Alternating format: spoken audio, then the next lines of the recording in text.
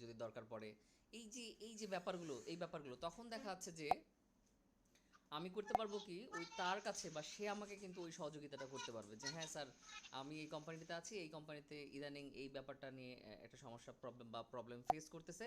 তো সেই জায়গাটায় আপনি আমার মনে হয় যে আমি আপনার কথা বলছিলাম, তো দেখা যাচ্ছে ওনারা আপনার সাথে কাজ করতে আগ্রহী হয়েছে। আমার কাছে আমার ক্যারিয়ার জীবনে বেশিরভাগ যে কাজগুলো আসে সেই কাজগুলো কিন্তু সাধারণত আমি এই জায়গাগুলো থেকেই পাই। এবং দেখা যায় যে এটার জন্য আমাকে ক্লায়েন্ট হান্টিংয়ের যে এক্সট্রা প্রসেসটা, সেটা হয়তো পুরো মাসে যেখানে অন্যান্য লোকজনকে যেখানে 10 বার করতে হয় প্রতি মাসে, সেখানে হয়তো আমাকে 1-2 বার করলে আমার বাইরের ক্লায়েন্টের যে রিকোয়ারমেন্টটা সেটা ফুলফিল হয়ে যায়। এবং আদার্সগুলো সব আপনাদের কাছ থেকেই আসে। তো এই জন্য মনে করলাম যে প্রপারলি যদি আমার ছেলে মেয়েরাই যদি ওই সকল জায়গাগুলোতে কানেক্টেড হতে পারে, তাহলে সেটা আমার জন্য দারুণ হেল্পফুল হবে। হ্যাঁ, এই জায়গা থেকেই আসলে এই সেশনটার অবতারণা, এবং সেখান থেকে আমি এটা স্টার্ট করছি। ঠিক আছে, অনেকগুলো কথা বললাম যদিও। আমি মনে হয় মূল আলোচনার দিকে একটু আগায় যাই, তাহলে আপনাদের কাছে জিনিসটা আরও প্রপারলি ক্লিয়ার হবে। তো সবার অনুমতি নিয়ে শুরু করছি। আজকে হচ্ছে জি স্যার। ডিজিটাল মার্কেটিংয়ের ট্রু গাইডলাইন নিয়ে জি আমি স্যার। কথা বলতে চাচ্ছিলাম। সবাই রেসপন্স করছেন, খুবই সুন্দর, সবাইকে ধন্যবাদ অসংখ্য। I am really proud of that. তো হচ্ছে ডিজিটাল মার্কেটিংয়ের আমাদের গাইডলাইনের জন্য আহ, সবার প্রথম যে পদক্ষেপটা সেটা হচ্ছে, প্রথমে কয়েকটা স্টেপ আছে দেখেন এখানে, আমি লিখে রাখছি internet marketing, online marketing, digital marketing.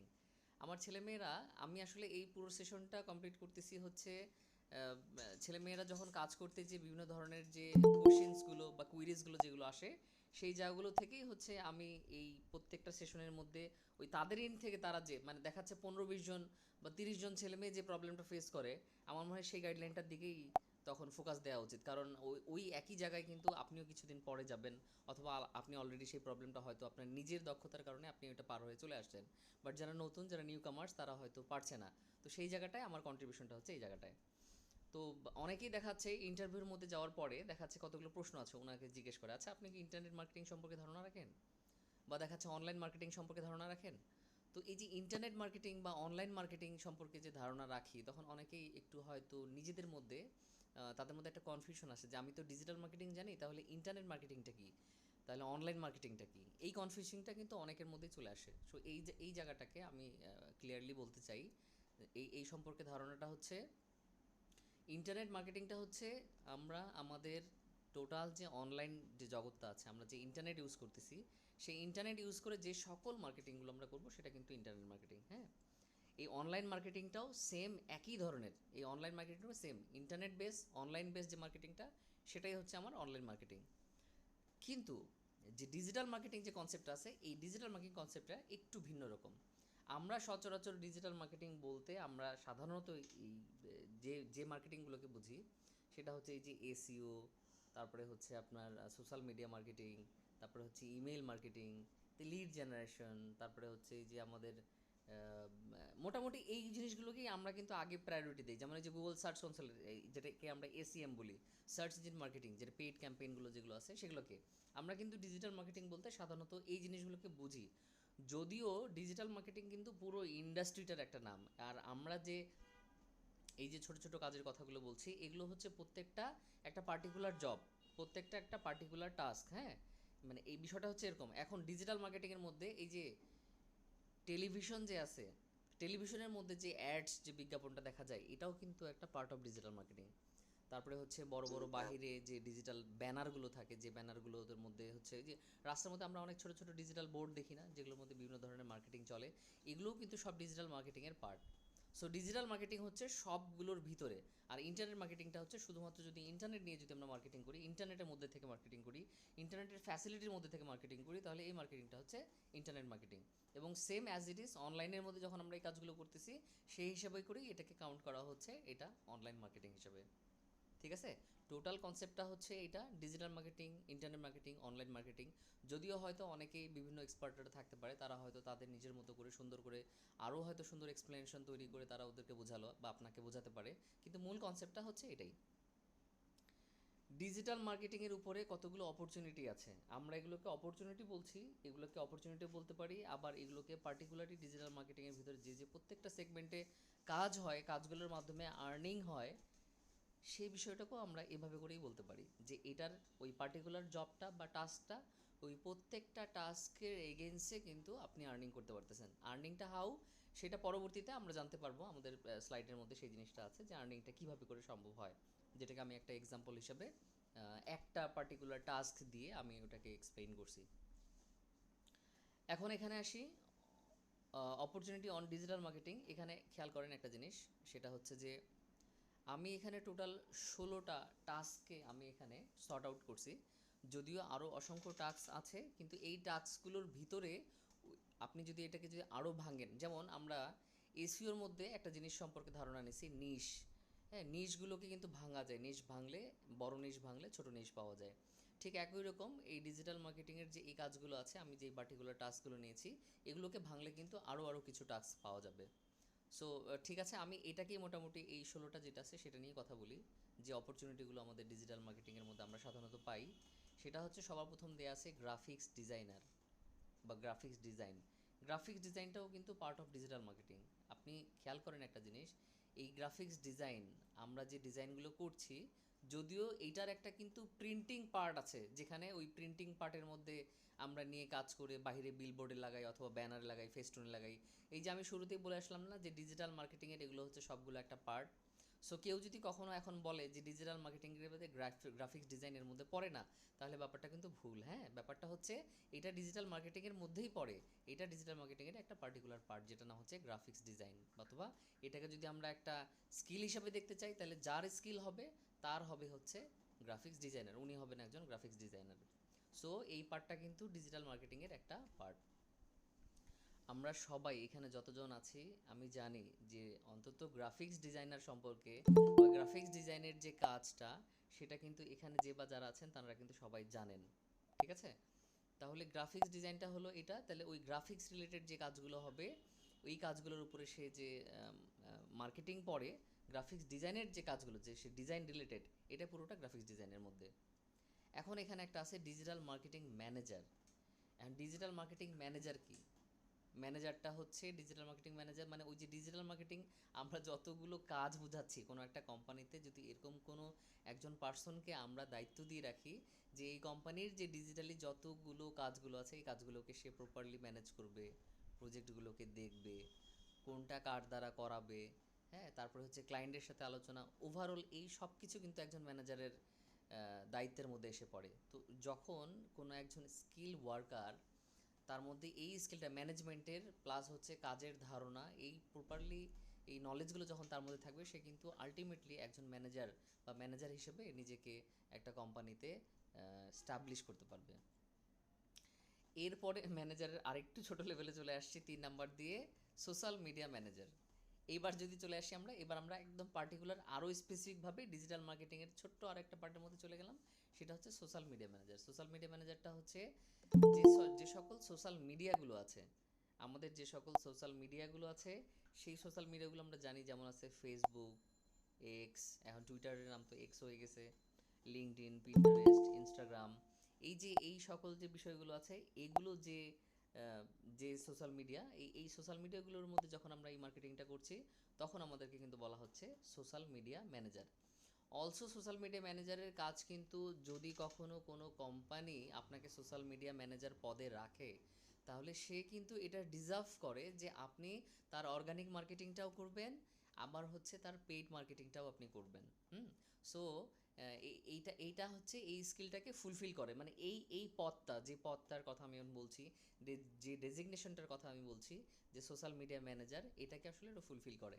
এখন কেউ যদি বলে যে আমি সোশ্যাল মিডিয়া মার্কেটিংয়ের শুধুমাত্র অর্গানিক কাজগুলো জানি কিন্তু পেইড কাজগুলো জানি না, তাহলে সে আসলে এই ডেজিগনেশনটা হোল্ড করার সে সক্ষমতা রাখে না। সো তাকে অবশ্যই পেইডটা এবং যে অর্গানিকটা, এই দুটো পার্টের উপরেই তাকে তার নলেজটাকে স্ট্রং করেই সে কিন্তু এই পদবিটাকে অর্জন করতে পারে, এবং সেখান থেকে সে আর্নিং তো অবশ্যই করতেছে। এরপরে আছে হচ্ছে কপি রাইটিং। কপি রাইটিং কনসেপ্টটা হচ্ছে আমরা কন্টেন্ট, যেটাকে আমরা বলি কন্টেন্ট রাইটিং বলি, সেটারই আসলে একটা সিনোনিমাস ভার্সন কপি রাইটিং। তো কন্টেন্ট রাইটিং, কপি রাইটিং এগুলো সেম অ্যাজ ইট ইজ। আমরা ভালো করেই জানি কেউ যদি আমরা কন্টেন্ট রাইটিংয়ের উপরে যদি আমরা স্পেশালিটি নিতে চাই, তাহলে আমাদের জন্য সবচেয়ে বেশি গুরুত্বপূর্ণ যেটা, সেটা হচ্ছে যে আমি যদি কন্টেন্ট রাইটিং বলতে আমি যদি ইংলিশ প্রফেশনটাকেই যদি আমি বুঝি, তাহলে ইংলিশ প্রফেশনটার মধ্যে অবশ্যই আমার হাই এফিসিয়েন্সি থাকতে হবে। সো এটাকে নিয়ে যদি আমি আগাইতে না পারি, তাহলে হচ্ছে আমার হয়তো কন্টেন্ট রাইটিংয়ের জন্য আমার যেটা দরকার সেটা হয়তো ফুলফিল হবে না। এখন সেক্ষেত্রে বাংলাদেশে যদি এরকম হয় যে আপনি বাংলাদেশি কোনো কোম্পানির জন্য কাজ করছেন, বাংলাদেশি কোনো সাইটের জন্য কাজ করছেন, তাহলে সেক্ষেত্রে এটা হইতে পারে যে আপনি বাংলায় কন্টেন্ট রাইট করছেন। যেমন আমি আমার এই ক্যারিয়ার চলাকালীন সময় বিভিন্ন কোম্পানির সাথে যখন কাজ করছি, আমার মাঝখানে একটা ছেলের সাথে পরিচয় হয়েছিল। সে আহ, এই কন্টেন্ট রাইটিংয়ের শুধুমাত্র বাংলা দিয়েই সে হিউজ একটা আর্নিং করে। সে কী করে, সে করতে হচ্ছে যতগুলো নিউজ পোর্টাল আছে এই নিউজ পোর্টালগুলোতে কতগুলো কিন্তু পাবলিক জোন থাকে, যেখানে বিভিন্ন ধরনের হেলথ টিপস, তারপরে হচ্ছে পয়েম, তারপরে হচ্ছে বিভিন্ন ধরনের মানে বিভিন্ন ধরনের আর্টিকেল লিখা, দেশ সংক্রান্ত হইতে পারে, রাজনীতি সংক্রান্ত হইতে পারে, এই ধরনের বিভিন্ন কথাগুলো। হ্যাঁ, তো তখন যেটা হয় সেটা হচ্ছে ও প্রপারলি এটার উপরে ওর ক্যারিয়ারটা এস্টাবলিশ করছে।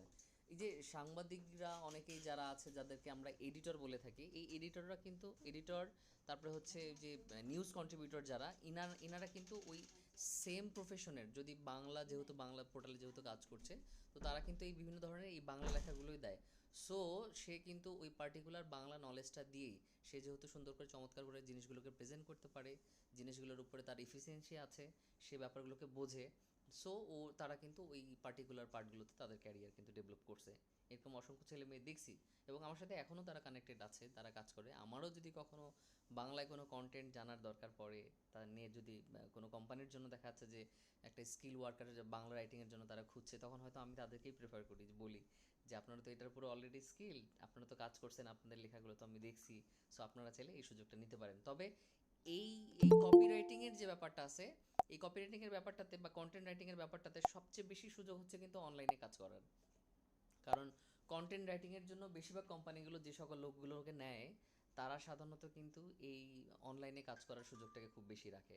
তারা চায় না, তারা মানে তারা হচ্ছে এই অপরচুনিটিটা দেওয়ার একমাত্র কারণ হচ্ছে দূর থেকে এই তারা হচ্ছে অফিসের যে ফিজিক্যাল যে ইউজটা সেটাকে তারা কমায় নিয়ে আসে, এই বিশেষ করে এইটাতে কন্টেন্ট রাইটিংয়ের পার্টটাতে ওনারা চায় যে হচ্ছে এটা ওখান থেকে দিলেই আমাদেরকে হয়ে যাবে, তার জন্য আমার অফিসে এসে বসে লেখার দরকার নাই। তবে যে সকল কোম্পানিগুলো হয়তো স্টার্ট আপ, যারা হয়তো খুব বেশি প্রোডাক্টের উপরে ফোকাস, যারা হয়তো সেলটাকে ডেইলি টার্গেট হিসেবে নেয়, সেই সকল কোম্পানির জন্য হয়তো এই কন্টেন্ট রাইটিংয়ের যে ব্যাপারটা আছে সেটাকে হয়তো তারা হয়তো এটাকে অনেক ডিপলি খুব বেশি করে দেখে। ঠিক আছে? সো এটা গেলো কন্টেন্ট রাইটিং নিয়ে। এরপর হচ্ছে ইমেল মার্কেটিং। আমি জানি আপনারা সবাই এই বিষয়গুলো জানেন, তারপরেও আমি ব্যাপারগুলোর উপরে ছোট্ট করে একটু ওভারভিউ দেওয়ার মাধ্যমে আমি সামনের দিকে আস্তে আস্তে করে আগায় যাচ্ছি।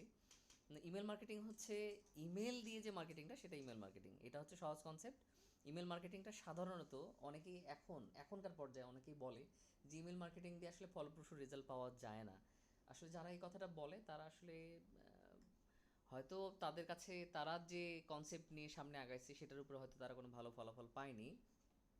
কিন্তু আমরা এখন পর্যন্ত, আমি ব্যক্তিগতভাবে আমি এখনও এই ডিজিটাল মার্কেটিংয়ের বিভিন্ন কাজগুলোকে আমি যখন এই বিভিন্ন ইয়ের উপরে, এই যে পার্টিকুলার যে টাস্কগুলো আছে এগুলোর উপরে যখন আমার ক্লায়েন্ট খোঁজার যখন দরকার পড়ে, বা ক্লায়েন্টের কাছ থেকে আমি যখন কাজ আশা করি, তখন যখন আমি লিড জেনারেশন করে যখন আমি তাদেরকে থ্রো করি অফারগুলো, যে আমার কাজগুলো বা আমার অফার মানে আমার সার্ভিসগুলো যখন আমি থ্রো করি, এই পুরো প্রসেসটা কিন্তু ইমেলের মাধ্যমেই আমি করি, এবং এখান থেকে আমার সাকসেসফুলি রেটটা বেশ ভালো। তাহলে সেই জায়গাটায় দেখা যায় যে ইমেল মার্কেটিংটা আপনি যদি ইফেক্টিভ ওয়েতে করেন এবং ধরে ধরে খুবই এক্স্যাক্ট স্ট্র্যাটেজিগুলো নিয়ে যদি আপনি কাজ করেন, তাহলে হয়তো এটা খুব ভালো একটা রেজাল্ট নিয়ে আসতে পারে। সো যারা বলে যে ইমেল মার্কেটিং আগের মতো এখন আর হয় না, তারা আসলে ভুল। হয়তো স্ট্র্যাটেজিটা সময়ের প্রেক্ষিতে হয়তো আপনাকে পরিবর্তন করতে হবে, এটা হচ্ছে সবচেয়ে বড় কথা। ঠিক আছে? সো ইমেল মার্কেটিংটা গেল। এরপরে হচ্ছে সার্চ ইঞ্জিন অপটিমাইজেশন। আমরা সবাই এখানে যারা যারা আছি হয়তো নতুন অনেকেই আছে যারা সার্চ ইঞ্জিন অপটিমাইজেশন সম্পর্কে জানে না। খুব সহজেই তাদের বোঝার জন্য উদ্দেশ্যে বলি, যারা এক্সপার্ট আছেন তারা হয়তো সার্চ ইঞ্জিনের অপটিমাইজেশনের সংজ্ঞা আরও অনেক ভালোভাবে জানেন। আমি বেসিক লেভেলে যারা আছে হয়তো তারাও যেন খুব সহজে বুঝতে পারে সেভাবে করে আমি বলার চেষ্টা করতেছি।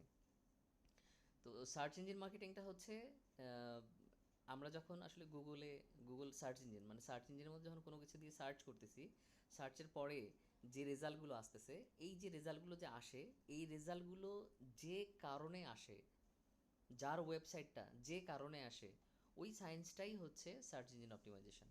অ্যাকচুয়ালি আমরা আমাদের যে যারা ওয়েবসাইট ওনার তারা তাদের ওয়েবসাইটের ভিতরে যে কন্টেন্টগুলো থাকে সেই কন্টেন্টগুলোকে একটা অপটিমাইজেশন করে, যে অপটিমাইজেশন বা যে সাজানোর প্রক্রিয়াটার মধ্যে এমন কিছু লজিক ইমপ্লিমেন্ট থাকে যে লজিকগুলো সাধারণত গুগল ওই যে তার সার্চের যে রেজাল্ট পেজটা আছে, সার্চ করার পরে যে রেজাল্ট পেজটা আছে ওই রেজাল্ট পেজের মধ্যে ওই ওই পার্টিকুলার যে ওয়েবসাইটটার মধ্যে আপনি কাজ করতেছেন, সাজাচ্ছেন, এটা কেন সাজাচ্ছেন? কারণ আপনি চান যে আপনার ওয়েবসাইটটা যেন ওই গুগলের সার্চ ইঞ্জিনের সার্চ পেজের মধ্যে যেন ওই রেজাল্টটা যেন ওই ওয়েবসাইটের লিঙ্কটা যেন শো করে।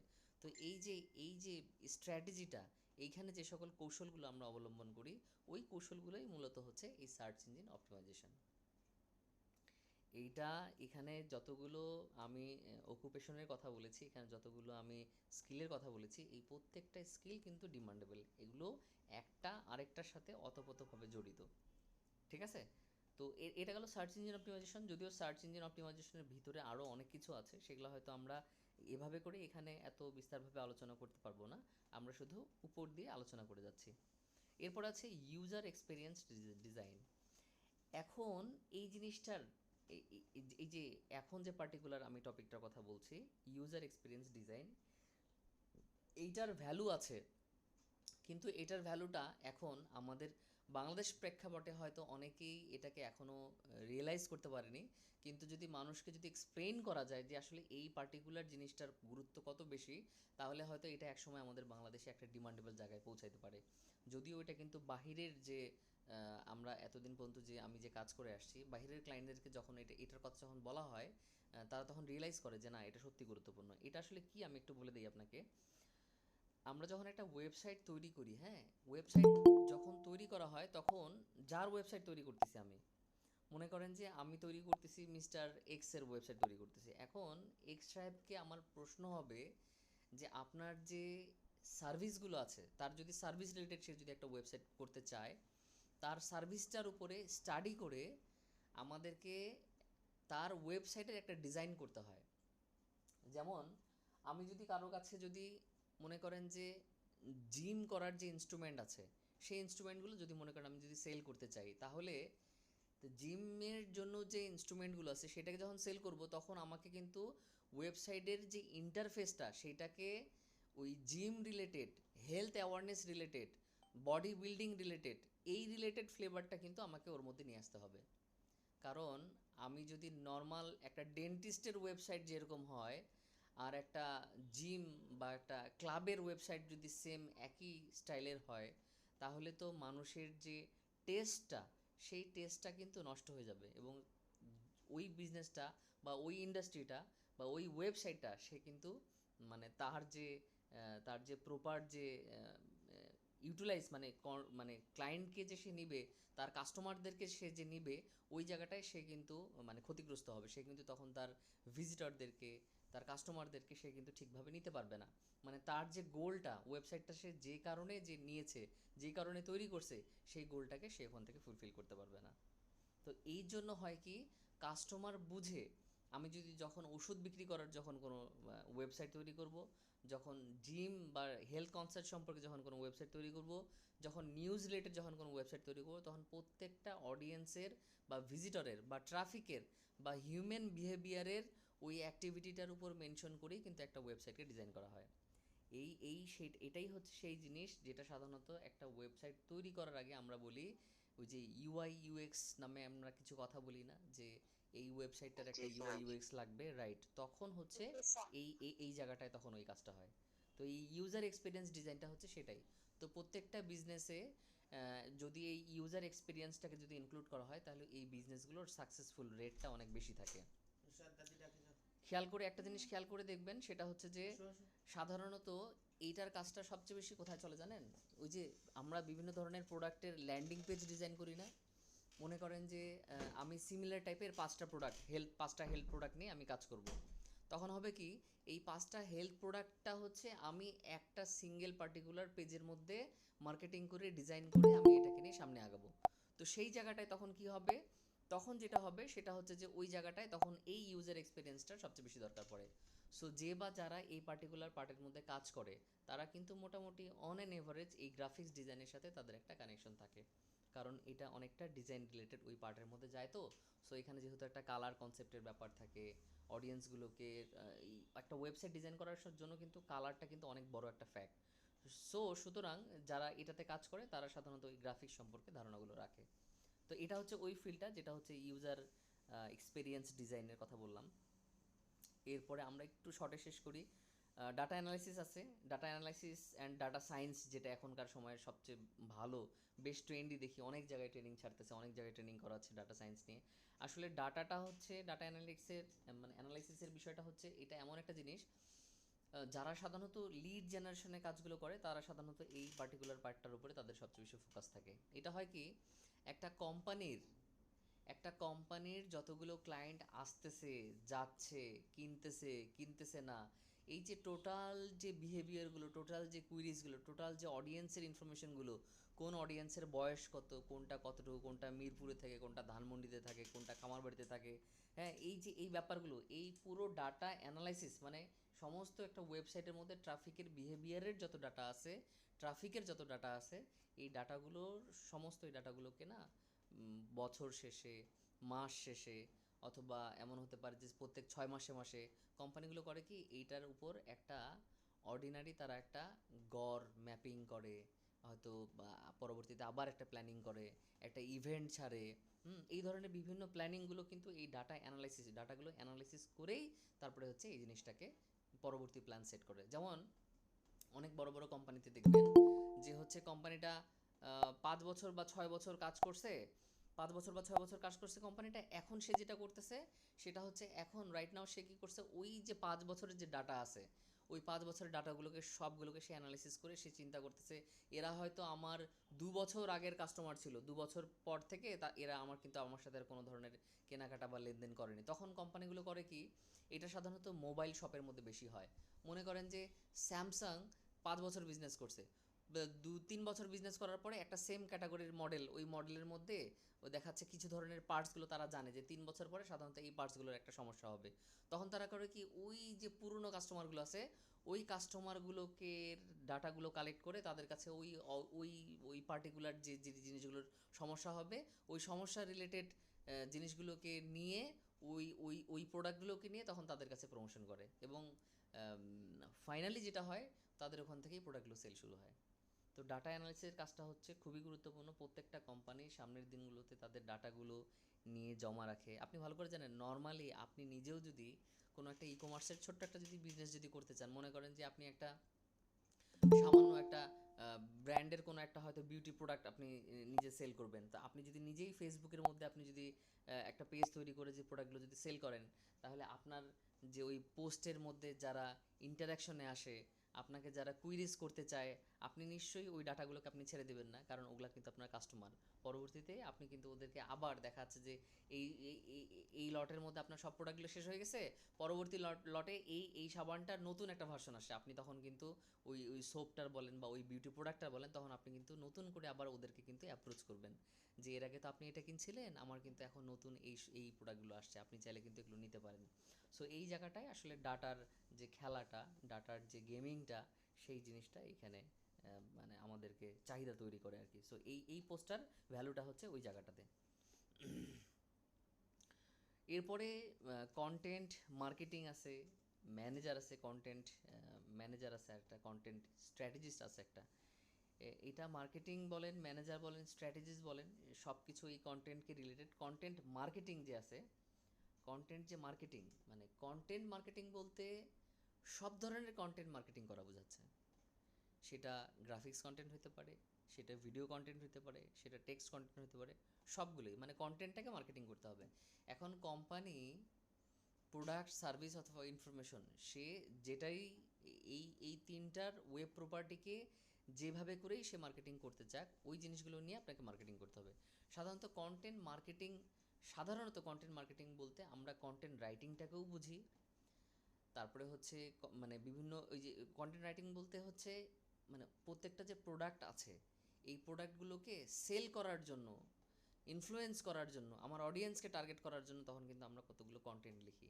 ওই কন্টেন্টগুলোর যে এই যে অ্যাপ্রোচ, আমার ক্লায়েন্টের কাছে আমার অ্যাপ্রোচ যে আমার সার্ভিসটা নেন, আমার প্রোডাক্টটা নেন, আমার প্রোডাক্টটা ভালো, আমার সার্ভিসটা ভালো, আমি এইভাবে করে দিচ্ছি, আমি প্রোডাক্টটা এইভাবে করে দিচ্ছি, এই যে কন্টেন্টগুলো যে লিখতেছেন, এই কন্টেন্ট লিখাটাই তখন কিন্তু এই কন্টেন্ট মার্কেটিংয়ের মধ্যে চলে যাচ্ছে। পার্টিকুলারভাবে কন্টেন্ট মার্কেটিং বলতে ওই লেখাটাও বোঝায়, আবার হচ্ছে এই কন্টেন্টগুলোকে আপনি আপনার প্রোডাক্টগুলো সেল হওয়ার জন্য যে বিভিন্ন অ্যাক্টিভিটি করবেন এই কন্টেন্টগুলোকে নিয়ে, সেটাকেও বোঝায়। ঠিক আছে? তো এই কন্টেন্ট মার্কেটিং অথবা ম্যানেজার অথবা স্ট্র্যাটেজিস্ট যেটা আছে, উনি যে কৌশলগুলো নিচ্ছে তখন হয়তো আমরা তাকে স্ট্র্যাটেজিস্ট বলতেছি। যে ওই তার যে কন্টেন্ট আছে সেই কন্টেন্টটা সর্বোচ্চ সংখ্যক ইউজারদের কাছে যাওয়ার জন্য, ভিজিটরদের কাছে যাওয়ার জন্য সে যে স্টেপটা নিচ্ছে, সেটাকে হয়তো আমরা স্ট্র্যাটেজিস্ট বলতেছি। ম্যানেজার বলতে ওভারঅল সে যখন পুরোটাকে ম্যানেজ করছে তখন আমরা তাকে ম্যানেজার বলছি। তার যখন প্রত্যেকটা এই মার্কেটিংয়ের বিষয়টা তার যখন ফুলফিল যখন নলেজ থাকবে, সে যখন একটা কোম্পানির উচ্চপদস্থ হিসেবে থেকে অথবা তার টিম লিড হিসেবে থেকে তার সাথে যে সকল ভ্যালুয়েবল রিসোর্সগুলো কাজ করতেছে তাদের মাধ্যমে দিয়ে সে যখন কাজ করাচ্ছে, তখন হয়তো আমরা তাকে টিম লিডার বা ম্যানেজার হিসেবে তখন আমরা তাকে দেখি। হ্যাঁ, আর মার্কেটিং তো করছেই সে। এরপর হচ্ছে ইনফ্লুয়েন্সার নামে একটা অপশন আছে। ইনফ্লুয়েন্সারও সেম, মোটামুটি একই ধরনের কনসেপ্ট। ইনফ্লুয়েন্সার হচ্ছে যে আমি আমার মধ্যে স্কিল থাকার পরেও আমি সর্বোচ্চ নাম্বার পিপলের কাছে আমার মার্কেটিংয়ের যে কন্টেন্টগুলো সেটা পৌঁছাইতে পারছি না। তাহলে কি করা যায়? তখন আমরা একটা কাজ করি। সাধারণত আমরা যেটা করি সেটা হচ্ছে এই এই এলাকার মধ্যে আমার এই তথ্যটা, এটা বিশেষ করে ভোটের সময় দেখা যায় ইনফ্লুয়েন্সারটা কীরকম। ভোটের সময় দেখা যায়, মনে করেন একজন প্রার্থী ভোটে দাঁড়াইছে, হ্যাঁ, সে এখন পার্টিকুলার একটা এলাকার মধ্যে গেছে। এলাকার মধ্যে গিয়ে তখন সে কী করে, কি ওই এলাকার একজন গণ্যমান্য ব্যক্তিকে, যাকে সবাই ওই এলাকায় সবচেয়ে বেশি চেনে, যে ভালো, তাকে তখন ওই ভদ্রলোক কিন্তু সাথে করে নিয়ে যায়। যিনি ক্যান্ডিডেট আছে উনি কিন্তু সাথে করে নিয়ে যায়, তখন উনাকে দিয়েও কিন্তু বলায় যে হ্যাঁ, আমি আপনাদের এলাকার এমপি নমিনেশন আমি দাঁড়িয়েছি, এই যে অমুক ভাই তো আমার সাথে আছে। এই যে উনাকে যে ইউজ করলো, এটা কিন্তু ইনফ্লুয়েন্সার। হ্যাঁ, এইটাকেই ইনফ্লুয়েন্সার মার্কেটিং বলে। এবং উনিও তখন কিন্তু এই কথাগুলো বলে, হ্যাঁ হ্যাঁ, আমি ভাইয়ের সাথে আছি, আপনাদের আপদ বিপদ আমি দেখব, আমি তো আপনাদের পাশেই থাকি, আপনারা ওনার কথা বিবেচনা করে, আমার কথা বিবেচনা করে, ওনার কথা বিবেচনা করে ওনাকে একটা ভোট দেন। এই যে উনি কিন্তু তখন একজন ইনফ্লুয়েন্সার হিসেবে কাজ করলো। এটা অফলাইনের মধ্যে, অনলাইনের মধ্যেও ঠিক একই ধরনের অ্যাক্টিভিটি হয়। সাধারণত যারা ছোট ছোট কন্ট্রিবিউটর, সুনামধন্য অনলাইনে, মনে করেন যে আমি একজন কন্ট্রিবিউটর অনলাইনে, অনেক কিছুই আমি কন্ট্রিবিউট করি, অনেক ছেলে মেয়েকে প্রশিক্ষণ দিই। তাহলে আমি যে একটা কন্ট্রিবিউশন করছি, আমার যে একটা অডিয়েন্স আছে, মনে করেন যে আপনাদের মধ্যে কেউ একজন বললেন যে আমার একটা ছোট্ট বিজনেস আছে, কিন্তু এই বিজনেসটার আসলে যে রিলেটেড যে ছেলে মেয়ে সেটা আমার কাছে আসলে নাই। তা আপনি যদি একদিন একটা কাজ করেন, আপনি হয়তো ফেসবুকে অথবা কোনো একটা সোশ্যাল প্ল্যাটফর্মে আপনি একটা লাইভে আসলেন, লাইভে এসে আপনি হয়তো আমাদেরকে আমার যে প্রোডাক্টটা আছে বা আমার যে সার্ভিসটা আছে সেটা নেওয়ার জন্য হয়তো আপনি কাউকে একটু বললেন বা জানালেন। এই যে উনি আমাকে দিয়ে যে কাজটা করাচ্ছে, এটাই কিন্তু ইনফ্লুয়েন্সার মার্কেটিং। হ্যাঁ, এটাই ইনফ্লুয়েন্সার।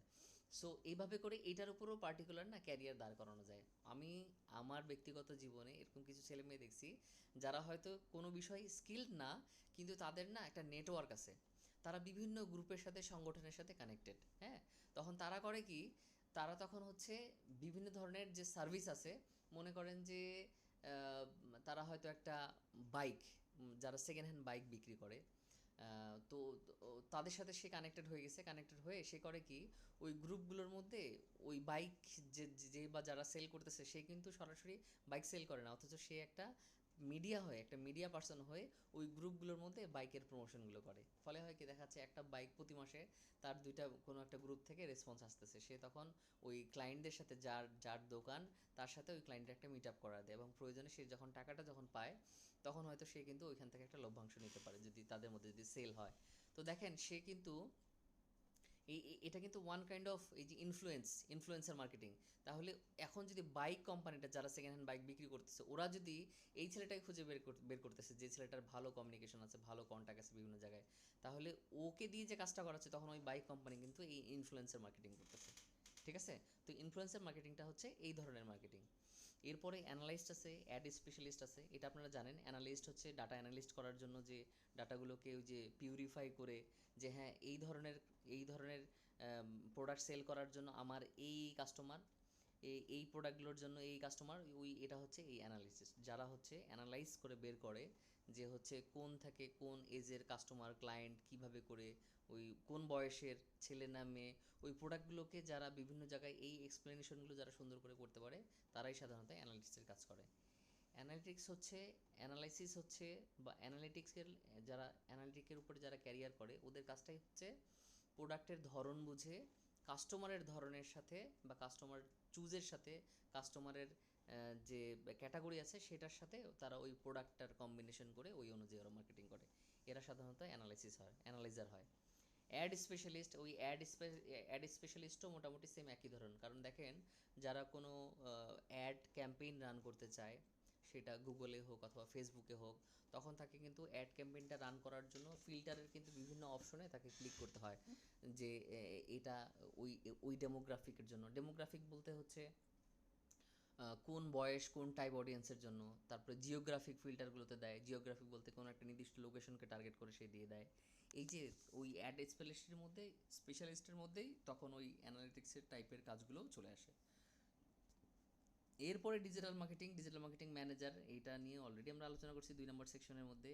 আরেকটা হচ্ছে মার্কেটিং অ্যাসিস্ট্যান্ট ওই সিমিলার কাইন্ডস অফ এইগুলোই যেগুলো বলে আসছি মার্কেটিং অ্যাসিস্ট্যান্ট। অনেকে হয়তো এটাকে অ্যাসিস্ট্যান্ট হিসেবে চিন্তা করতেছে এই কারণ হচ্ছে একটা হচ্ছে পার্টিকুলারই আপনি কাজটা জানেন, আপনাকে দায়িত্ব দিয়ে রাখছে, আপনি কাজ করতেছেন। একটা হচ্ছে ম্যানেজার, একটা হচ্ছে অ্যাসিস্ট্যান্ট। ম্যানেজার অ্যাসিস্ট্যান্টের মধ্যে পার্থক্যটা কি? ম্যানেজার হচ্ছে পুরো প্রজেক্টটা ম্যানেজ করতে পারে, পুরো প্রজেক্ট সম্পর্কে তার ধারণা থাকে। সে যেগুলো জায়গায় কন্ট্রিবিউশন দেওয়া দরকার, হয়তো টিমের মধ্যে গ্রুপের মধ্যে সবাইকে ডেকে সবার তথ্যগুলো নিয়ে সবার সাথে আলোচনা করে সবাইকে ইনপুট দিচ্ছে যে আপনাদের আউটপুটটা কেমন হতে হবে বা আপনাদের ইনস্ট্রাকশনটা কেমন হবে, সেটা হয়তো সে আলোচনা করে দিচ্ছে। আর অ্যাসিস্ট্যান্টগুলো যেটা করে সেটা হচ্ছে কি, উনি কাজটা থ্রো করে দিচ্ছে, যে কাজটা উনি থ্রো করে দিচ্ছে সেই কাজটাই অ্যাসিস্ট্যান্টরা হয়তো টিম লিডার হিসেবেও দায়িত্ব পালন করতে পারে, অথবা সে নিজেও ওই পার্টিকুলার কাজটাকে বসে করতে পারে। অথবা এরকম হয় অনেক সময় কোম্পানির মিডিয়া একটা মাধ্যম হয়ে সে হয়তো বাইরে তথ্য প্রচারণার জন্য অথবা কোনো একটা কাজ করার জন্য প্র্যাকটিক্যাল ফিল্ডের মধ্যে হয়তো অনলাইন আলোচনাও হইতে পারে, সেখানে হয়তো সে একটা তার যে নলেজ সেই কন্ট্রিবিউশনটা সে কাস্টমারদের সাথে, ক্লায়েন্টদের সাথে অথবা ভিজিটরদের সাথে সে শেয়ার করে। ওই অ্যাসিস্ট্যান্ট হচ্ছে এই রোলগুলো সাধারণত। প্রজেক্ট ম্যানেজমেন্ট সেম, ম্যানেজারের রোলটাই হচ্ছে।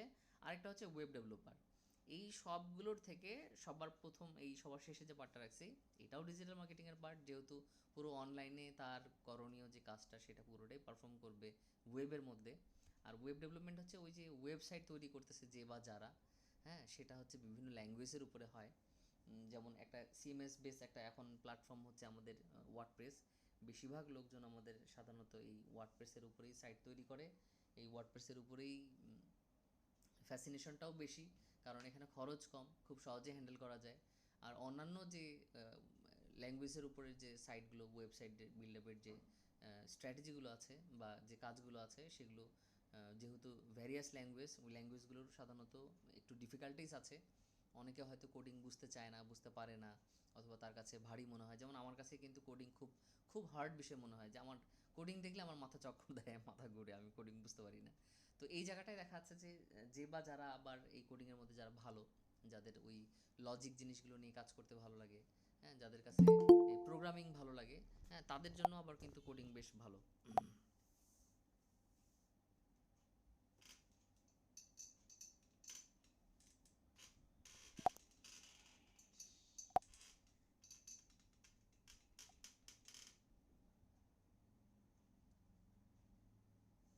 আচ্ছা, আমার কথা তো শুনতে পাচ্ছেন না আপনারা সবাই? জি স্যার। জি জি শুনতে পাচ্ছি। আচ্ছা আচ্ছা, ওকে। জি স্যার।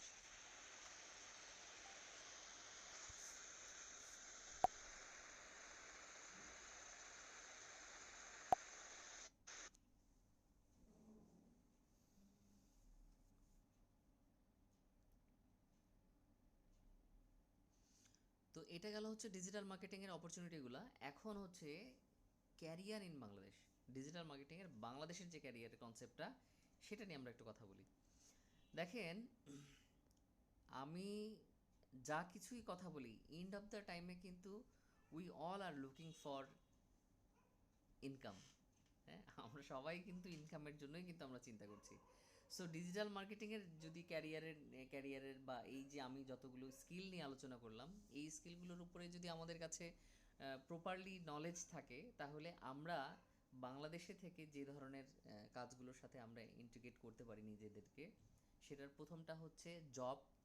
জব হতে পারে, ফুল টাইম হতে পারে এবং পার্ট টাইম হতে পারে, যেটা অলরেডি আপনারা এখানে গ্রুপে যারা আছেন তাদের মধ্যে অনেকেই আমি জানি যে কেউ না কেউ, অনেকেই আছেন যারা হয়তো ফুল টাইম অথবা পার্ট টাইম জবের সাথে জড়িত।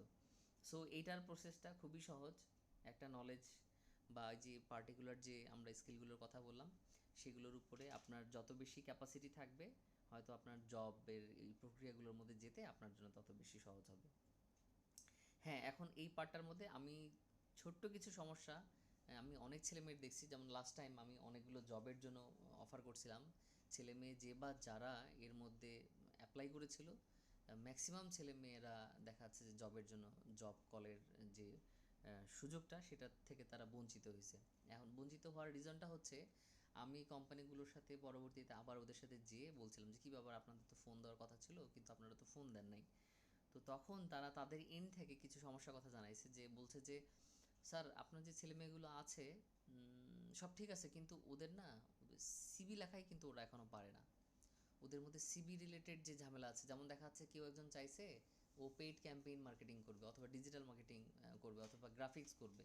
তো দেখা যাচ্ছে ওর যে সিবিটা হয়ে গেছে, ওর সিবিটা তখন এভারেজ হয়ে গেছে, যে সে গ্রাফিক্সও জানে, এসিও জানে, দেখা যাচ্ছে যে ভিডিও এডিটিংও জানে, সে সব কিছুই জানে, কিন্তু পার্টিকুলার একটা পার্টে যে সে ফোকাস দিবে সেই ফোকাসটা নাই।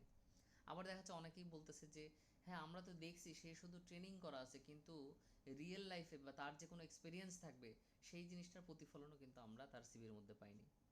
দেখা যাচ্ছে সিভির মধ্যে আনুষাঙ্গিক জিনিসগুলো দিয়ে খুব ভরপুর, যেমন অনেকেই কিন্তু সিভির মধ্যে অবজেক্টিভ দেয়। হ্যাঁ, অবজেক্টিভটাকে হচ্ছে প্রত্যেকটা কোম্পানির বেসিসে, হ্যাঁ যে কোম্পানিতে আমি অ্যাপ্লাই করছি সেই কোম্পানির ধরন বুঝে, কোম্পানির রেসপন্সিবিলিটি বুঝে প্রত্যেকটা সময় ইচ অ্যান্ড এভরি টাইম সিভিটাকে কিন্তু এডিট করতে হয়।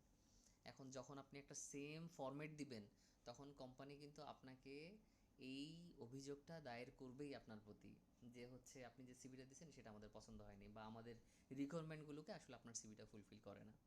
অথচ আমি জানি কিন্তু যে আমার ওই ক্যান্ডিডেটটা বা যার সাথে আমার কথা হয়েছে, যে অ্যাপ্লাই করেছে, ও কিন্তু ওটার জন্য ফিট। তখন হয়তো তাকে আমার ফোন দিয়ে আবার বলে বুঝাইতে হয় যে এই শোনো, তুমি কিন্তু সিভির মধ্যে এই জিনিসগুলো উল্লেখ করো, বা আপনি এই জিনিসগুলো উল্লেখ করেন, তাহলে কিন্তু এটা আপনার জন্য হেল্প হবে। হ্যাঁ, দেখা যাচ্ছে পরে এডিট করে দিছে, পরে তখন বলতেছে যে ও আচ্ছা হ্যাঁ, তাহলে ও তো এই কাজগুলো জানে, তাহলে সেই জিনিসগুলোকে আগে কেন এক্সপ্লেন করেনি। এই যে ব্যাপারগুলো হচ্ছে এই রকম। হ্যাঁ, সো এই জিনিসগুলো সম্পর্কে কিন্তু আমরা এখনও অনেকেই আছি যারা হয়তো প্রত্যেকটা কোম্পানিতে যখন আমরা জবের জন্য যখন অ্যাপ্লাই করি, আমরা যে সিভিটা দিই, আমরা অ্যাজ ইউজুয়াল যে সিভিটা আছে সেই সেম ফরম্যাটটাই কিন্তু আমরা সবাইকে ফরম্যাট করি। সত্যি কথা বলতে কি, আমি এখন পর্যন্ত এই যে গভর্নমেন্টের যে বিভিন্ন ধরনের রিলেটেড যে কাজগুলো করছি আমি ডিজিটাল মার্কেটিং অপারেশনের উপরে, এখানে প্রত্যেকটা টাইম যতবার আমি বিভিন্ন কোম্পানিগুলোতে কনসালটেন্সি বাবদ হোক, আমার স্কিল বেস যে রিলেটেড যে কাজগুলো আছে সেটার জন্য হোক, আমি ইচ অ্যান্ড এভরি টাইম আমার সিভিটাকে এডিট করি। হয়তো আমার ইনফরমেশনগুলো প্রপারলি একটার পর একটা সাধারণ থাকে, কপি পেস্ট করে সামনে পিছনে যেটা যেই কোম্পানির জন্য যেটা সবচেয়ে বেশি ওরা ফোকাস দেয়, ওরা টার্গেট যেটার মধ্যে সবচেয়ে বেশি ওরা ভালো চিন্তা করে যে এই সার্ভিসটাকে তারা ফুললি ফোকাস দেয়, তখন ওই সার্ভিসের উপরে আমার করণীয় কাজগুলোকে আমি বেশি প্রায়োরিটি দিই, ওই সিবিটাকে আমি ওরকম করে সাজাই। এই উদাহরণটা কেন দিলাম, ফর এক্সাম্পল আপনি চিন্তা করেন, আপনাকে অনেক সময় অনেক কোম্পানি আপনার কোনো একটা স্কিল আছে, হ্যাঁ মনে করেন যে আপনি সার্চ ইঞ্জিন বা এসিও রিলেটেড আপনি কাজ জানেন, অথবা ডিজিটাল মার্কেটিং কাজ আপনি ভালো জানেন। এখন কোনো একটা কোম্পানি আপনাকে ডিজিটাল মার্কেটিং কাজ দিতে চাচ্ছে, তখন দেখা যাচ্ছে যে একটা কোম্পানি হচ্ছে ইমেজ এডিটিংয়ের উপর একটা কোম্পানি, অ্যান্ড সে আপনাকে বলবে কি আচ্ছা আপনি যে ডিজিটাল মার্কেটিংয়ের কাজ যে করতেছেন, আচ্ছা বলেন তো আপনি এই ইমেজ এডিটিং বা ইমেজের উপরে আপনি সার্ভিস কখনো সেল করছেন কিনা, বা এই সিমিলার টাইপ কোম্পানির সাথে আপনি কাজ করছেন কিনা। কেন বলে এই কথাগুলো? কারণ সে যদিও জানে আপনি একজন ডিজিটাল মার্কেটার, বাট তারপরেও সে জানতে চাচ্ছে তার ইন্ডাস্ট্রি রিলেটেড আপনি কাজ করছেন কি না। যদি কাজ করে থাকেন তাহলে হয়তো আপনাকে বোঝাতে ভালো হবে। যেমন আপনি দেখেন, আপনি যদি কোনো একজন ডেন্টিস্টের কাছে যদি যান, এখন সে সব ট্রেনিং সব কিছু ভালো করছে, আপনি কিন্তু তারপরও সে কিন্তু কি দেখায়, সে দেখায় হচ্ছে যে সে অনেক লোকের দাঁত তুলছে। এখন ডেন্টিস্ট আছে কিন্তু সে কোনো লোকের দাঁত তুলে নেয়, তাহলে ওর কাছে কি আপনি দাঁত তুলাইতে যাবেন? মানে ব্যাপারটা অনেক রিস্কি হয়ে যায়। যদিও আপনি জানেন আপনি জানেন যে আপনি হয়তো দাঁত ব্যথার ট্রিটমেন্ট করছেন, আপনি হয়তো রুট ক্যানাল করছেন, কিন্তু দাঁত সে তোলে নাই, তখন কিন্তু আপনার তার কাছে তার সাথে কাজ করতে আপনি একটু দ্বিধাগ্রস্ত হবেন। তো এটাই হচ্ছে সেই জায়গা। এই জন্য আমি যতবার দেখছি, এই যে রিসেন্টলি গেল পরশুদিনও আমার সাথে একটা কোম্পানির কথা হয়েছে। তো তারা আমাকে জিজ্ঞেস করলো যে আপনি কি এই আপনি যে এই যে কাজটা যে নিচ্ছেন ডিজিটাল মার্কেটিংয়ের, আমাদের যে ক্লায়েন্ট যে আসবে বা আসবে না, আপনি কি ইমেজের উপরে কখনো কোনো কোম্পানির জন্য কাজ করছেন কিনা? তখন দেখাচ্ছে আমি তাকে যে পোর্টফোলিওটা দিছি, তখন ওটার মধ্যে আমি বললাম যে দেখেন আমার পোর্টফোলিও 3 নম্বর পেজের মধ্যে দেখেন আপনাদের কিন্তু ওই রিলেটেড কোম্পানির সাথে নাম আছে, এবং আপনি চাইলে ওদের ওয়েবসাইটের মধ্যে গিয়েও কিন্তু আপনি দেখতে পারেন। এই যে তাকে আমি জিনিসটা দেখাইলাম, তখন হয় কি সে আমার ব্যাপারে ফুললি পজিটিভ হয়ে যায়, এবং সে যখন তার ওই ইন্ডাস্ট্রিয়াল তার রিলেটেড বিজনেসগুলোর যখন কোনো লিডের যে এক্সপ্লেনেশনগুলো আছে, লিডের যে ক্যাটাগরিগুলো আছে, সে যখন ওগুলো টার্মগুলো ইউজ করে, তখন সেটা হয়তো আমার ধরতে সুবিধা হয়। বা আমি যখন বলতেছি তখন আমি দেখি যে হ্যাঁ সে বলতেছে যে হ্যাঁ হ্যাঁ হ্যাঁ ঠিক এইভাবে এইভাবে এইভাবে এইভাবে, তখন হয় কি তার কাছে আমার গ্রহণযোগ্যতা বেড়ে যায়। তো এই সেম জিনিসটা হচ্ছে এই ফুল টাইম জব হোক আর পার্ট টাইম জব হোক, সেটার ব্যাপারে কিন্তু আপনার এই ফোকাসটা রাখা খুবই জরুরি দরকার। এর পরবর্তীতে আছে ফ্রিল্যান্সিং মার্কেট প্লেস। আমরা ফ্রিল্যান্সিং মার্কেট প্লেস সম্পর্কে এখানে জানি না, এরকম কেউ নাই। এরপরও আমি বলতেছি ফ্রিল্যান্সিং মার্কেট প্লেস অনেকগুলো আছে। বিশেষ করে আমরা এখন সবচেয়ে বেশি ফোকাসড হচ্ছে ফাইবারের উপরে, আপওয়ার্কের উপরে, এগুলো। যদিও আপওয়ার্কের মধ্যে প্রোফাইল বাংলাদেশ থেকে ক্রিয়েট করা খুব বেশি ডিফিকাল্ট কিছুদিন আগ পর্যন্ত ছিল, এখন কিন্তু আস্তে আস্তে ব্যাপারগুলো টুকটাক করে কেউ যদি কাজ করে, একটু যদি স্ট্র্যাটেজিক ওয়েতে যদি একটু কাজগুলো যদি করে, তাহলে কিন্তু এখনও মোটামুটি আপওয়ার্কে প্রোফাইল খোলা যায়। এখন অনেকেই যদি বলে যে হ্যাঁ আমি আপওয়ার্কে বেশ কিছুবার ট্রাই করছি, আমি প্রোফাইল বা অ্যাকাউন্ট খুলতে পারিনি, ফাইবার অ্যাকাউন্ট খুলতে পারিনি, তাহলে তাদের জন্য চমৎকার চমৎকার সলিউশন হচ্ছে যে বা যারা খুলছে, আপনি আশেপাশে খেয়াল করে দেখেন, শুরুর অবস্থায় আপনি কিন্তু এই কাজটা করতে পারবেন। সেটা হচ্ছে যে আপনি সার্ভিস যেহেতু দিতে জানেন, আপনি 2-4টা লোকের সাথে আপনি যোগাযোগ করেন যারা হয়তো এই মার্কেট ফিল্ডে অলরেডি কাজ করতেছে, ওদেরকে গিয়ে বলেন তুমি এটার উপরে সার্ভিস দাও, আর আমি তোমাকে এটা সার্ভিস দেবো, বিনিময়ে তুমি আমার কাছে একটা লভ্যাংশ বা একটা পার্সেন্টেজ নিও। কোনো একটা সময়, মজার কথা হচ্ছে কোনো একটা সময় আমি এই প্ল্যানটার সাথে কাজ করছিলাম। আপনারা সবাই ভালো করে জানেন, আমি যদিও অসংখ্যবার আমার প্রোফাইলের মধ্যে শেয়ার করছি, আমি 2020 সালে যখন বাংলাদেশের যে আইসিটি অ্যাওয়ার্ড হয়েছিল বেসিসের তরফ থেকে, সেখানে আমি বাংলাদেশের 24টা ডিস্ট্রিক্টের বিচারক হিসেবে দায়িত্ব পালন করছিলাম।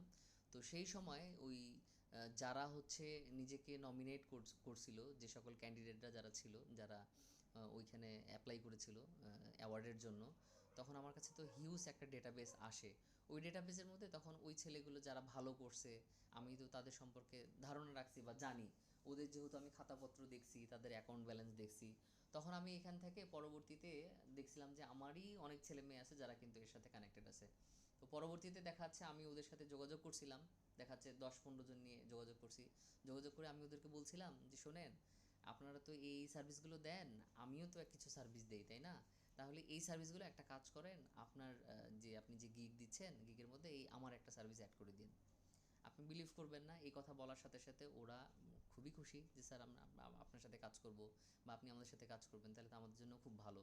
তো এই যে দেখেন 10 জন, ওরা কিন্তু 10 জন, আমি সার্ভিস সাজাই দিছি, ওরা 10 জন ওদের সার্ভিসটা ওরা আপ করে দিছে ওদের প্রোফাইলে। দেখা যাচ্ছে ওর নক আসে, রেসপন্স আসছে, আর প্রোফাইলের কাজটা হচ্ছে আমার সাজানো, ওই রিলেটেড কাজটা আসে, আমি ওদের কাজটা দিয়ে দিই। যেটা টাকা আসে আমি ওকে বলি যে ঠিক আছে তোমার 20%, আমার 80%। তাহলে ওরও একটা প্রফিট হলো, সে একটা সার্ভিস দিয়ে ওপেন করে দিয়ে তারও সার্ভিস হলো, আর আমার 10 জায়গা থেকে আমি প্রোফাইলের অ্যাকাউন্ট না খুলে কিন্তু আমি কাজ পেয়ে যাচ্ছি। আমি অ্যাকচুয়ালি এই টেকনিকটা নিয়ে কাজ করছিলাম। এখন এটা হচ্ছে ওদের সাথে আমার আন্তরিকতা আছে, বা আমি ওদেরকে ম্যানেজ করছি somehow, what ever it is, but এটা কিন্তু আমার একটা স্ট্র্যাটেজি। সো আমাদের প্রত্যেকেরই উচিত, যদি যদি দেখি যে আমি কোনো একটা পার্টিকুলার পার্টে আমি থেমে গেছি, আমি ওই জায়গাটাকে ওভারকাম করতে পারছি না, সো আমাকেও কিন্তু তখন এই ধরনের কোনো একটা কিছু তৈরি করে আমাকে কিন্তু সামনে নিয়ে আগায় যেতে হবে। বসে থাকলে চলবে না, কারণ আমি বসে থাকলে আমার পুরো ইনকামের যে ব্যবস্থাটা আছে সেটাও কিন্তু বসে থাকবে, তাই না? তো এটা গেল মার্কেট প্লেসের একটা কথা বললাম। এরপরে হচ্ছে সার্ভিস প্রোভাইডার। সো অ্যাকচুয়ালি এই যে এতক্ষণ আমি যে কাজটা করলাম, সেটা কি আমি আমার সার্ভিসটাই কিন্তু আমি প্রোভাইড করলাম, হয়তো বিভিন্ন জনের কাছ থেকে আমি হয়তো একটা ফ্যাসিলিটি নিয়ে আমি হয়তো কাস্টমারটা নিয়ে আসতেছি। হ্যাঁ, সার্ভিস প্রোভাইডার মানে হচ্ছে আমি ওই যে দোকান দিছি, আমার দোকান আছে, এই সামনের দিনে কিন্তু তাই হবে। মজার কথা হচ্ছে আমি মিরপুরে থাকি, তো মিরপুরে হচ্ছে আমি একদিন একটা দোকান দেখছি যে দোকানের মধ্যে লেখা আছে ডিজিটাল মার্কেটিং সার্ভিস। আমি দেখে অবাক হয়ে গেছি যে এইটা এখন দোকানের মধ্যে সেটা এইভাবে করে রাস্তার পাশে দোকানে নেমে গেছে। সো মানুষ কিন্তু ট্রাই করতেছে, তা আমি ওদের কাছে আমি খুব মানে মানে ব্যাপারটাকে আমি কৌশলে মানে কৌতূহল হলো আর কি আমার, যে আমি ওদের কাছে যে আমি কথাগুলো জিজ্ঞেস করি। তো দেখা যাচ্ছে যে আমি কৌতূহলবশত ওদের কাছে গেলাম, যে বললাম, বলতেছে যে আমরা আসলে এটা দিছি, অনেকেই তো বোঝে না, জানতে আসে, তো তখন আমরা ওদেরকে ওদের বিজনেসগুলো সম্পর্কে জানাই। তো আমাদের এখানে টুকটাক দেখা যাচ্ছে যে লোকাল এসিওর যে কাজগুলো আছে, তারপরে হচ্ছে Facebook ad campaign, Google ad, এই জিনিসগুলোর উপরে আমাদের কাছে কাজ কিন্তু বেশি আসে এবং আমরা এই কাজগুলো এখানে বসে আমরা দিই। তাহলে দেখেন, সার্ভিস প্রোভাইডার হিসেবে কিন্তু আপনি আচ্ছা, কলে কি কেউ অ্যাড করছে? আচ্ছা ঠিক আছে, ওকে। তো সার্ভিস প্রোভাইডার হিসেবে কিন্তু তারা কিন্তু সব নিয়েও কিন্তু তারা কাজ করতেছে।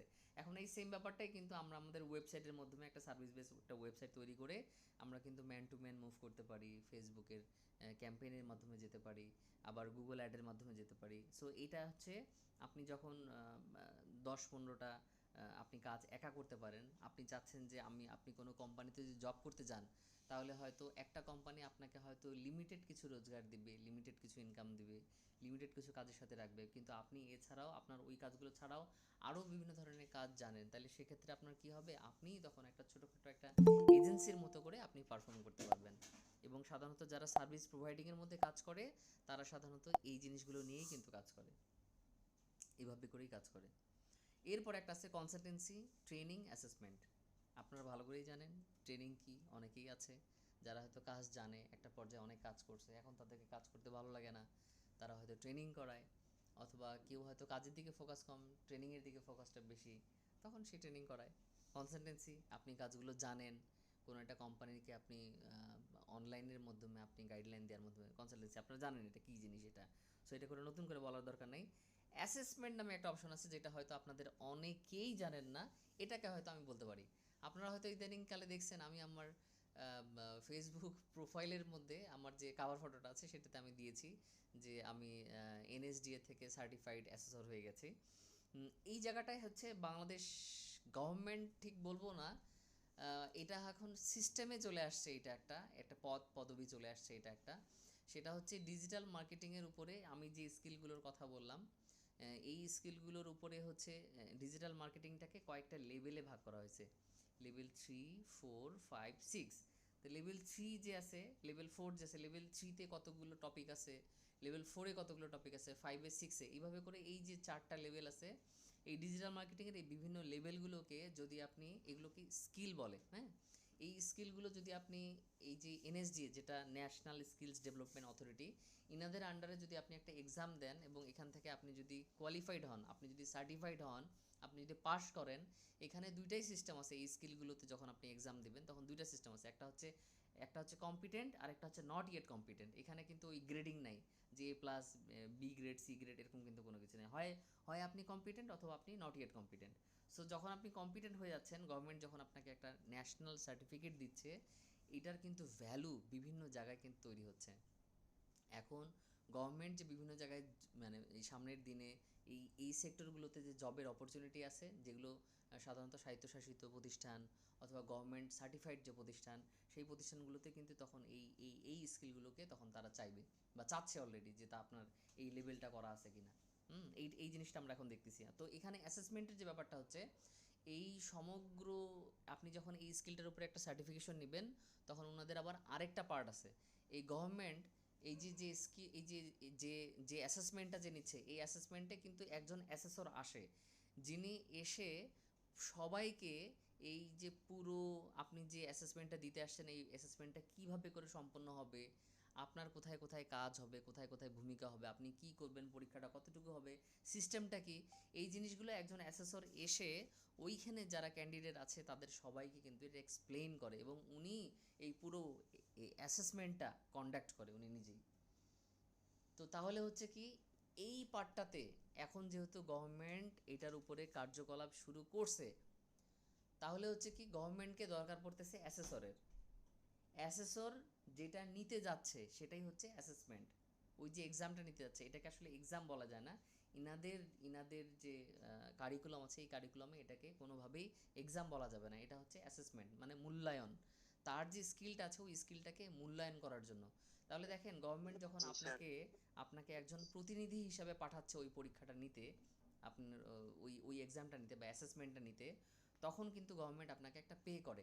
এখন এই প্রক্রিয়াটা যেহেতু শুরু হয়েছে, তো যারা এই স্কিল পার্টটা, তারপরে হচ্ছে অ্যাসেসর যে পার্টটা, এই দুটোর সার্টিফিকেশন যাদের মধ্যে যারা পেয়ে থাকবে, গভর্নমেন্ট তাদেরকে তাদের প্রতিনিধি হিসাবে সারা মাস সারা বছর বা যত দিন এই কার্যক্রমগুলো চলবে তাকে বিভিন্ন প্রতিষ্ঠানে বা সেন্টারে তাকে পাঠাতে থাকবে। এবং এটার জন্য মোটামুটি প্রত্যেকটা প্রতিষ্ঠানে যখন তারা যায়, মোটামুটি 5 থেকে 5 5,000 7,000 8,000 এরকম একটা অ্যামাউন্ট কিন্তু পায় একদিনের জন্য। তাহলে এটাও কিন্তু আপনার একটা বাড়তি ইনকাম হতে পারে যদি আপনি এই পার্টিকুলার যে স্কিলগুলো বললেন সেগুলোর উপরে যদি আপনার নলেজটাকে বা আপনার যে কন্ট্রিবিউশনটা আছে সেটাকে আপনি যদি তৈরি করতে পারেন। ঠিক আছে, তো এটা গেল এই পার্টটা। আমরা স্যার এখানে আমার একটা কোশ্চেন আছে স্যার। আচ্ছা, কোশ্চেন আছে, কোশ্চেনটা আরেকটু পরে নেই, হ্যাঁ, আমি আগে একটু শেষ করে নেই। ঠিক আছে, আমি সবাইকে বলে দিই 1 ঘন্টা হলে যেহেতু গুগল মিটের লিঙ্ক কেটে যায়, তাহলে আপনারা সাথে সাথে আরেকটা লিঙ্ক পাবেন যেটার মধ্যে হয়তো আমরা পরবর্তী সেশনটা কন্টিনিউ করব। ঠিক আছে, সো এটা নিয়ে ওরিড হওয়ার দরকার নেই, কেটে গেলেই জাস্ট আপনারা ওই যেখান থেকে লিঙ্ক নিছেন সেখানেই আবার চলে আসেন সবাই। আচ্ছা, এরপরে হচ্ছে আমরা একটা একটা এক্সাম্পল দিয়ে দেখতে চাইছিলাম যে আসলে প্রসিডিউরগুলো কী হবে, ইনকামের প্রসিডিউরটা, বা সেটা জব যদি হয়, যেটা সার্ভিস যদি হয় সেটার ক্ষেত্রে প্রসিডিউরটা কীরকম হবে। যেমন এখানে দেখেন আমরা দিছি skill base earning. Skill base earning বলতে ওই যে আমরা যে পার্টিকুলার যে 16টা ফিল্ড দেখে আসলাম সেগুলোর উপর যে কোনো একটাতে যদি আপনার স্কিল থাকে, তো সেই প্রসেসটা তখন কি হবে সেটা নিয়ে আমরা একটু কথা বলি। যেমন আমি এখানে দিছি how to make money with SEO, ওই যে সার্চ ইঞ্জিন অপটিমাইজেশন। দেখেন প্রত্যেকটা স্কিল যখন আপনার মধ্যে যখন থাকে, প্রসিডিউর কিন্তু মোটামুটি সেম। আপনি স্কিলটা আপনার মধ্যে ধারণ করতে হবে, আপনাকে প্রথমে ট্রেনিং নিতে হবে, জানতে হবে যে কাজটা কেমন করে করে, এই প্রপার নলেজটা হচ্ছে একটা। সো 1 নম্বর পয়েন্টে দেখেন বিল্ড এসইও স্কিল। তার মানে হচ্ছে এসইও স্কিলটা হচ্ছে আপনাকে বিল্ড করতে হবে, আপনাকে অর্জন করতে হবে, আপনাকে পারতে হবে কিভাবে করে কাজটা করে, কি কি কাজ হয়, ধাপগুলো কি কি, এর মধ্যে সমস্ত জিনিসটাই ইনক্লুড হয়ে যাবে। এইটাই একটাই process. So build SEO skill, অথবা build yourself, build your career.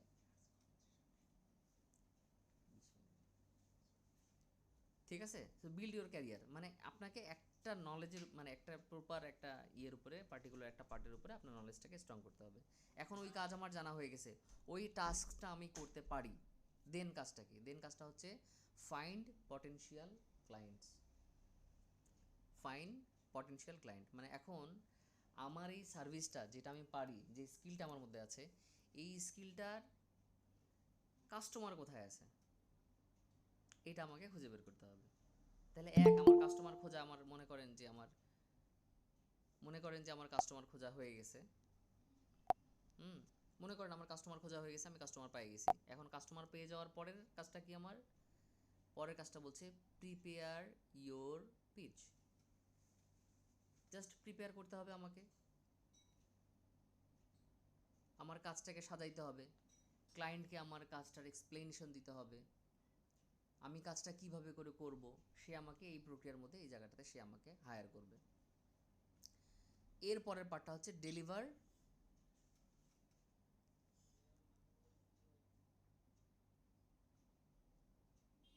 Deliver এক্সপেকশনাল result. তার মানে হচ্ছে আমার যে কাজটা বা আমি তার কাছে যেটা আমি বুঝে নিছি সেই জিনিসটা তার রিকোয়ারমেন্ট অনুযায়ী আমি ফুলফিল করছি এবং তাকে ওই রেজাল্টটা ডেলিভার করতে হবে। এই প্রসেস চারটাই সব সময় প্রত্যেকটা স্কিলের উপরে আপনার যা কিছু কন্ট্রিবিউশন হবে এই পুরোটাই চারটার ভিতরে। এক, আপনি কাজ শিখবেন। 2, ক্লায়েন্ট খুঁজবেন। 3 নম্বর, ক্লায়েন্টকে বোঝাবেন। 4 নম্বর, ক্লায়েন্টকে কাজ করে ডেলিভার দিবেন। বলেন তো এখানে যতগুলো স্কিল আমরা দেখছি এই চারটা প্রসেসের বাইরে তো কিছু নাই, কিছু আছে? এখন এই প্রসেসগুলোর ভিতরে হয়তো এক্স্যাক্টভাবে আরও কিছু স্ট্র্যাটেজি থাকবে, আরও কিছু আলোচনা থাকবে, আরও কিছু কথা থাকবে, এটা সাধারণ। এই পার্টটা শেষ করার পরে পরবর্তীতে একটা পার্ট আছে আমাদের জন্য এই জিনিসটা জানাটা একটু জরুরি। আমি এটার উপরে ইদানিংকালে খুব বেশি ফোকাস দিচ্ছি। বিশেষ করে ফোকাস দেওয়ার একটাই রিজন, কারণ হচ্ছে যখন আপনি প্রপারলি নলেজটাকে ফুলফিল করতে পারতেছেন না, আপনার মধ্যে গ্যাপ থাকতেছে, তাহলে আপনি আরেকটা অপশন আছে। সেই অপশনটাকে আমরা বলতেছি এখানে স্কিল বা middleman. Skill versus middleman, skill অথবা middleman. Think before start your earning. আপনি আপনার আর্নিং স্টার্ট করার আগে আপনি একটা জিনিস সম্পর্কে একটু ভেবে নিতে পারেন, সেটা হচ্ছে আমরা দুইভাবে আর্নিং করতে পারি। ডাকতেছে তোমার আম্মু।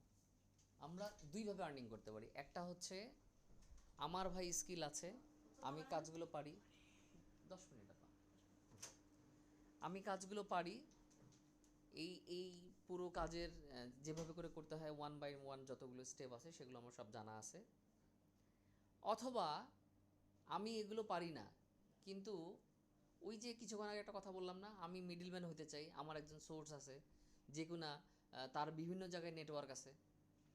তো নেটওয়ার্কগুলোর মধ্যে সে কী করে, সে অন্য একটা কোম্পানির সার্ভিসটাকে প্রেজেন্ট করে। ওই সার্ভিসগুলো তখন যখন সেল হয়, ওই সেলের কিছু অংশ টাকা সে পায়। তার মানে আমি যদি এরকম হই যে দেখা যাচ্ছে যে আমার কমিউনিকেশন নেটওয়ার্ক, আমি কথা বলতে পারি, আমি প্রেজেন্ট করতে পারি, হ্যাঁ, আমি হয়তো নিজের মধ্যে আমার ওই স্কিলটা নাই, অথবা আমি এখন এই নলেজকে আমার মাথায় ব্রেনে নিব, এটা আসলে আমার সম্ভব হচ্ছে না। এই মুহূর্তে আসলে আমার এটা সম্ভব হচ্ছে না। তো আমি কি আছে, ভাই আমার একটা ভালো নেটওয়ার্ক আছে, যারা কাজ পারে ওদের কাজগুলোকে আমি প্রমোশন করি, এবং ওদের সাথে আমার একটা 1 to 1 একটা কন্ট্যাক্ট থাকবে, যে কন্ট্যাক্টের মাধ্যমে আমি তাদের সার্ভিসগুলোকে প্রমোশন করার মাধ্যমে তাদের যদি সেল হয় তাদের কাছ থেকে আমি ইনকাম করতে পারবো। এই যে রিসেন্ট ডেসের মধ্যে আমরা যে অ্যাক্টিভিটিগুলো করছি, আমি বিশেষ করে এখন আমার একটা হিউজ একটা নেটওয়ার্ক হয়েছে। আমি দেখলাম যে আমার কয়েকজন স্টুডেন্ট আছে যারা খুব ভালো দক্ষ অ্যানিমেটর, কিন্তু ওরা বাসায় বসে আছে, কাজ করতে পারতেছে না। সে আমাকে বলতেছে, স্যার আমি জব করি হয়তো, বা আমি জব ছেড়ে দিয়েছি, কিন্তু আমার কাস্টমারের যথেষ্ট অভাব আছে। তখন আমি ওকে বললাম, ঠিক আছে তাহলে তুমি আর আমি একসাথে কাজ করি। কি কাজটা? তাই তুমি যে কাজগুলো করছো, কাজের কিছু পোর্টফোলিও আমার সাথে শেয়ার করো। ওর পোর্টফোলিওটা আমার সাথে শেয়ার করছে, এবং আমি যে বিভিন্ন কোম্পানিগুলোর কাছে যখন মার্কেটিংয়ের জন্য যাচ্ছি, তখন ওখানে আমি আমার সার্ভিসের সাথে অ্যাড করে দিছি যে আমি না অ্যানিমেশন পারি, এবং সে যখন আমাকে অ্যানিমেশন রিলেটেড কাজটা দিচ্ছে, আমি ওটা তাকে দিয়ে দিচ্ছি। তাহলে আমি তখন কি হলাম? আমি কিন্তু তখন একজন মিডলম্যান হলাম। সো এখন কেউ যদি মনে করে যে আমি মিডলম্যান হওয়াটা পছন্দ করি না, তাহলে হতে পারে, তাহলে আপনার মধ্যে আপনি একটা স্কিলকে গ্রো করেন, যে স্কিলটার মাধ্যমে আপনি আর্নিং করবেন। আর যদি মনে হয় যে এই বয়সে আমার স্কিল নেওয়া সম্ভব না, আমি এগুলো পারবো না, এগুলো আসলে আমার দ্বারা ভেরি ডিফিকাল্ট, তাহলে আপনি মিডলম্যান হন। যেটাই হন, একজন মিডলম্যানও কিন্তু কাজ করে, আর যে স্কিল সেও কিন্তু কাজ করে। আবার যার মধ্যে স্কিল, মানে এটা এমন একটা স্কিল, যে স্কিলটাকে হয়তো অনেকেই ভালো চোখে দেখে না, কিন্তু ম্যানেজমেন্ট করা, কারোর সাথে আলোচনা করা, আপনি একটা সার্ভিসকে, যে স্কিলটা আপনার না, অন্যের কাছ থেকে স্কিলটা নিয়ে আপনি আরেকজনের কাছে সেল করতেছেন, আপনি কাজ করতেছেন না। সো এটাও তো একটা কাজ। তো এই কাজটার বিনিময়েও তখন কিন্তু আপনি কাজ পাচ্ছেন। এবং আমি এখন যে যে কাজগুলোর মধ্যে ইদানিং সবচেয়ে বেশি জড়াইছি, আমার ছেলেমেয়েরা দেখতেছি যে ওরা অনেকগুলো কাজ পারে। সেম এই যে আমি সার্ভিস আকারে বাইরের কান্ট্রিগুলোতে আমি সার্ভিসগুলো থ্রো করতেছি, এখানে হয়তো আমার নিজের 2-1টা সার্ভিস, কিন্তু বেশিরভাগ যারা কাজ করছে, স্কিল যারা রিসোর্স আছে, বেশিরভাগটাই হচ্ছে ওদের সার্ভিস, আর আমি শুধু মাঝখানে ভায়া হয়ে মার্কেটিংটা নিয়ে কাজ করতেছি। সো এইটাও একটা জিনিস হইতে পারে। সো আপনাদের সবাইকে বলবো, আপনারা এখনই এটা ডিসিশন নেন, হয় নিজে যতগুলো স্কিলের কথা বললাম একটা স্কিলে নিজেকে ডেভেলপ করেন, অথবা আপনি যারা যারা স্কিল রিসোর্স তাদের হয়েও আপনি মার্কেটিংয়ের কাজ করতে পারেন। সো দুইভাবে করেই ইনকাম করা যেতে পারে। আমার কাছে মনে হয় এই দুটোর বাইরে ইনকামের পলিসি অন্যান্য যেগুলো আছে, হয়তো আরও অনেক পলিসি আপনাদের জানা থাকতে পারে, কিন্তু আমরা ডিজিটাল মার্কেটিংয়ের জন্য আমি সামনের দিনে এই দুটোকেই খুঁজে পাচ্ছি। হয় আপনি স্কিল হন, অথবা অন্যের স্কিলকে আপনি সেল করেন, দুটোর মধ্যে একটা। আজকের সামগ্রিক আলোচনার মধ্যে আমি আমার যে কয়টা স্লাইডের মধ্যে আলোচনার প্রসঙ্গগুলো রাখছিলাম সেটা এর মধ্যেই সীমাবদ্ধ। হয়তো আরও কিছু বিষয় থাকলে সেগুলোকে নিয়ে হয়তো আমরা সামনের দিনে অন্য কোনো সেশনের মাধ্যমে আলোচনা করব। এটা এই পর্যন্তই। এখন আজকের সেশন থেকে যদি আপনাদের কারো কোনো প্রশ্ন থাকে তাহলে সেটা আপনারা আমাকে ওয়ান বাই ওয়ান বলতে পারেন আমাকে।